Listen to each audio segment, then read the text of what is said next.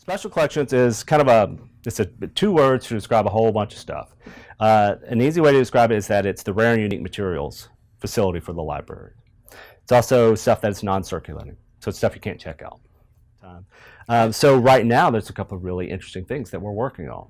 So 2018 marks 100 years since 1918, which is the end of World War I. So we're working on a poetry exhibit right now. And the poetry exhibit is all poems published around that time, between about 1914 and about 1920, so either during World War I or after World War I, influenced by it.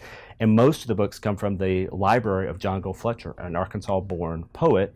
We're going to have a larger archival project, which is the history of Arkansas and World War I, which is also going to be mounted in October.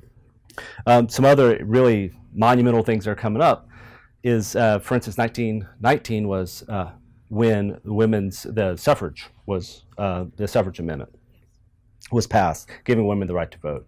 So we're coming up next year on the 100th anniversary of that. Incredibly important.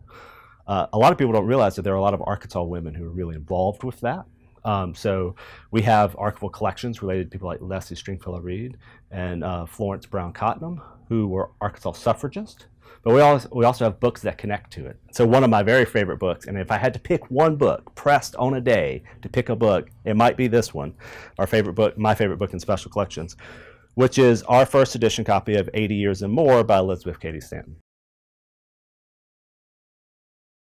Right now, I am working on a World War I exhibit. In fact, some of my materials that I'm going through are right here.